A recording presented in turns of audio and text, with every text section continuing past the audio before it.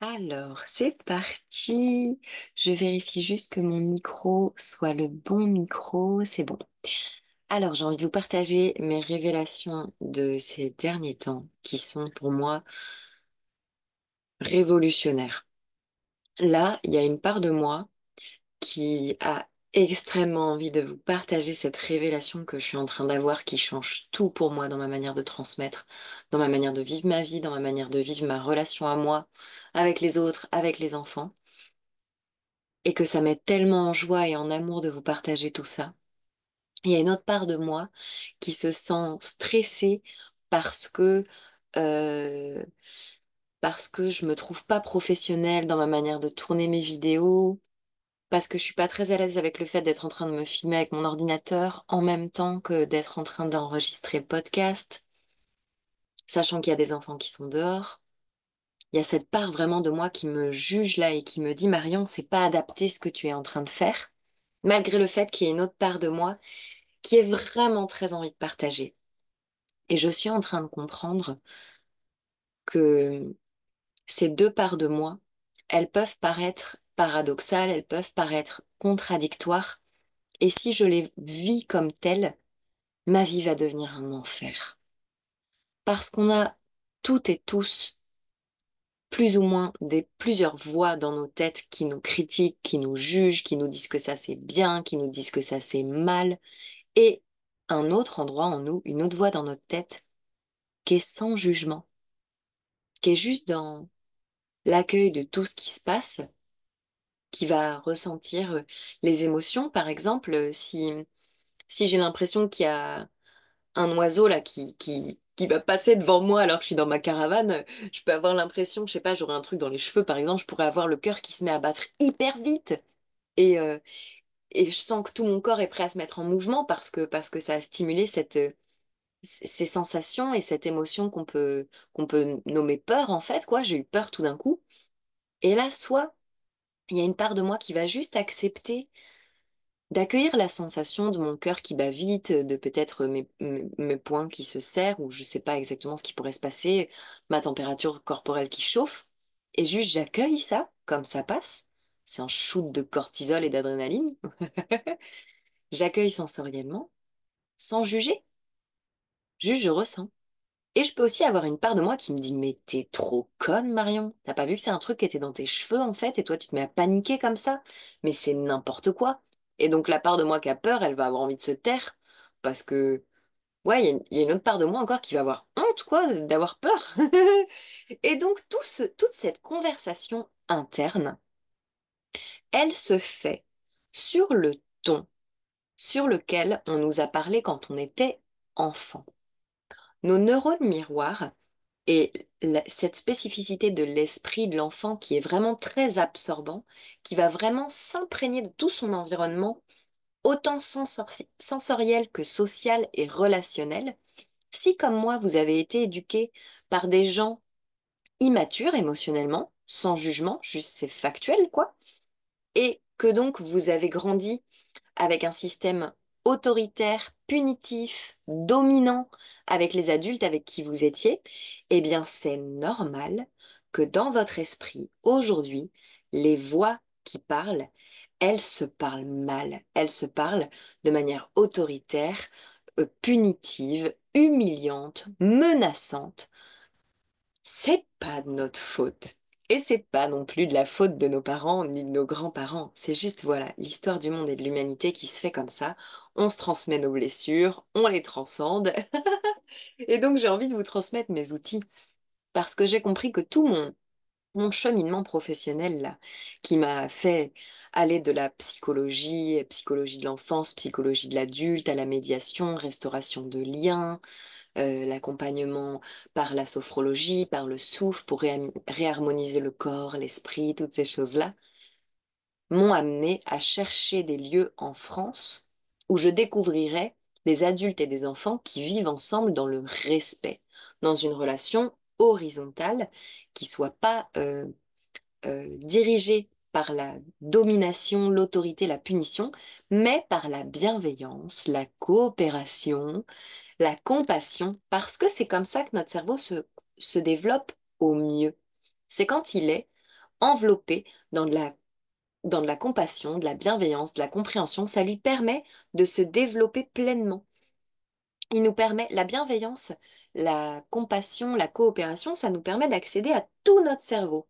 Autant à notre cerveau, je vais employer des mots pour enfin, grossièrement, en gros, pour parler du cerveau, quoi.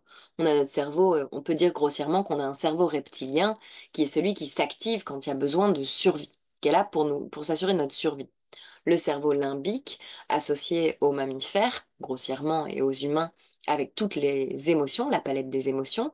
Et nous, en plus, on a notre néocortex qui vient analyser, euh, calculer, voilà, qui est vraiment dans la raisonnabilité, qui permet de juger aussi si ça c'est bien ou c'est mal.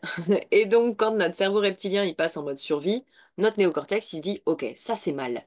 Et donc si un parent nous engueule parce qu'on rigole trop fort ou parce qu'on pleure trop longtemps ou parce qu'on a peur d'un truc ridicule à leurs yeux, notre cerveau il passe en mode survie, activé en mode reptilien, système nerveux qui se fige, et notre mental se dit ok ça c'est mal.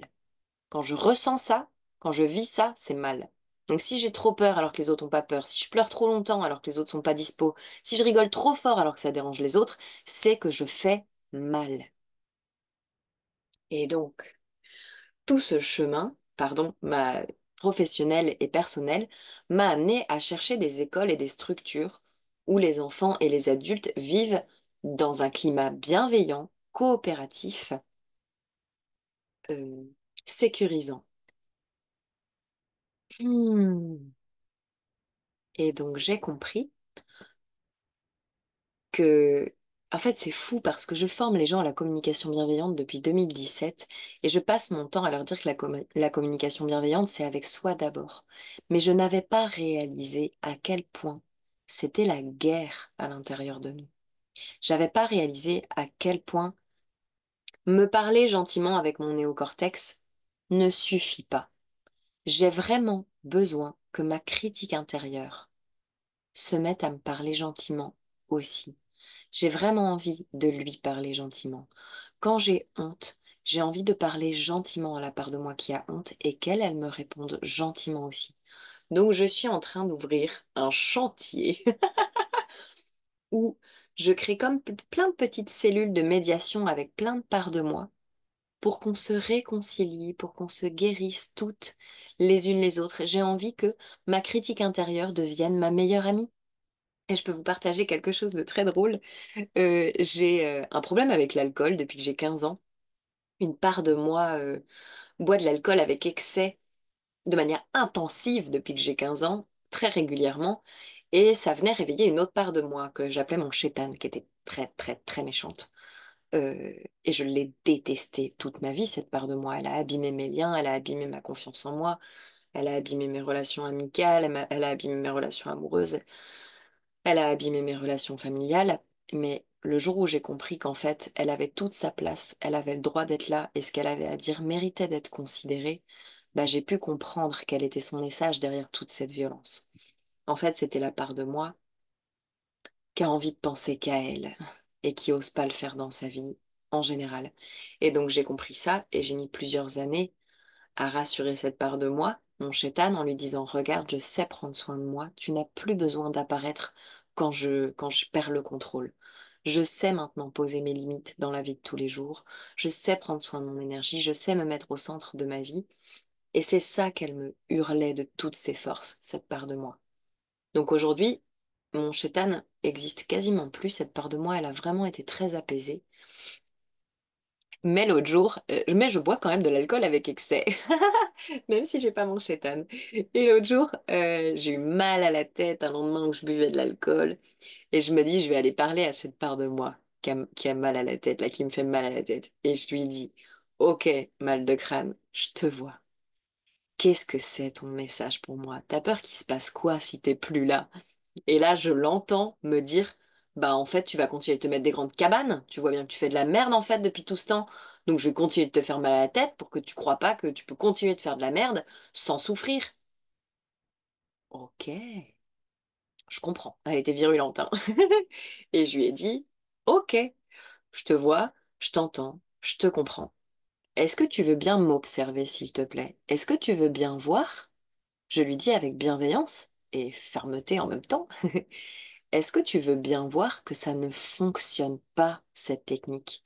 Ça fait 15 ans que tu me fais aller mal le lendemain dans l'espoir que je comprenne, mais ça fonctionne pas, on est obligé de l'admettre. Donc, est-ce que tu voudrais pas plutôt, s'il te plaît, apparaître la veille et me faire penser à boire de l'eau entre chaque verre ou entre chaque bière? Ça serait hyper soutenant pour moi et ça m'aiderait vraiment à arrêter de me mettre des grandes cabanes, comme tu dis. Qu'est-ce que t'en penses? Et là, mon mal de crâne s'est arrêté. La part de moi avait l'air trop chaude, en mode enfin un rôle qui va avoir du sens, parce qu'elle en avait marre de me faire vivre ça, hein. Ça les amuse pas, ces parts de nous critiquer, de nous dire qu'on est nuls, de nous faire souffrir. Ça les amuse pas du tout. Ces parts de nous, elles se sont créées dans notre enfance ou à certains moments où on a vécu des traumas, en gros, et où on a vécu une situation où nous, potentiellement, on se sentait bien ou pas, peu importe, mais l'environnement social extérieur a fait que notre cerveau, il est passé en mode survie, danger, mort. Et donc, il y a une croyance qui s'est créée, comme dans Vice-Versa 2, quand on voit les croyances qui se créent avec des petits fils. Il y a une croyance qui se crée qui dit, OK, si tu as ce comportement, tu meurs. Donc, plus jamais tu vas avoir ce comportement. Donc il y a la part blessée par l'émotion qui se cache dans un coin en mode non, ça fait trop souffrir, je veux pas le sentir, je veux plus jamais, plus jamais, plus jamais le sentir. Il y a une autre part de nous protectrices qui vient se mettre par-dessus et qui dit ok, maintenant pour plus jamais ressentir ça, ce qu'on va faire, c'est que on va plus jamais parler à des gens qui sont comme ça, on va plus jamais faire ceci, faire cela, on va plus rigoler trop fort, on va plus partager nos rêves, on va plus pleurer devant les gens, on va plus faire tout un tas de choses qui nous rendent heureuses et dans lesquelles on est authentique et spontané parce que sinon on va perdre l'amour des autres. Parce qu'un enfant, quand il est tout petit et qu'il crée ses premières connexions synaptiques, il choisira toujours l'amour de ses parents plutôt que son authenticité. Parce que c'est ce qui lui permet de survivre, l'amour de ses parents. Dans son cerveau d'enfant, il sait que pour survivre, il a besoin de l'amour de ses parents. Donc si quand il est authentique, il perd l'amour de ses parents, et ben il crée plein de petites parts de lui qui viennent lui dire non, ça on fait pas, ça on fait pas, ça on fait pas. Non, non, ça c'est hors de question. Et toutes ces petites parts de nous qui sont arrivées quand on était enfant, pour la plupart, il y en a même qu'on tient de nos parents ou de transgénérationnels, elles sont bloquées dans le temps. Elles sont bloquées dans un endroit de notre cerveau où le temps n'existe pas. Donc c'est comme si c'était un éternel instant présent. Ça m'est arrivé par exemple d'aller discuter avec la part de moi qui a peur des hommes. La part de moi qui a peur des hommes, elle est enfant parce que j'ai vécu des abus, des attouchements.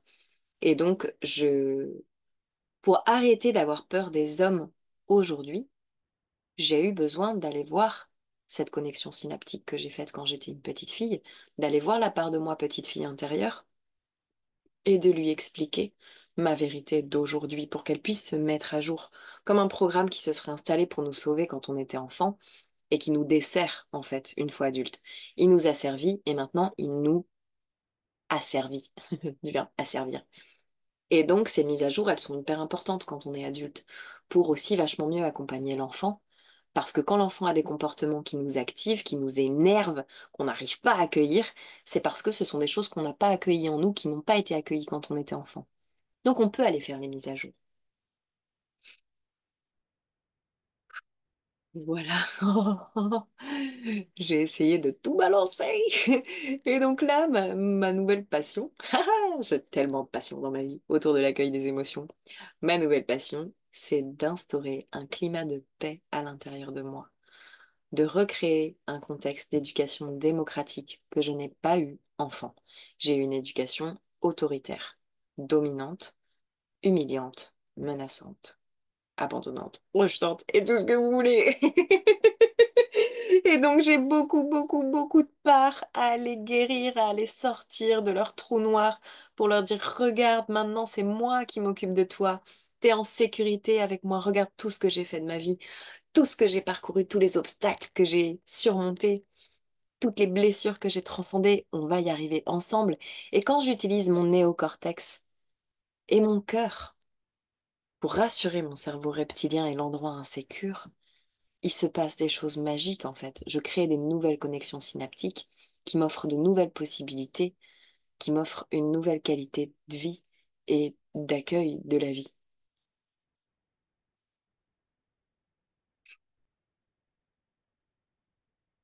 Voilà.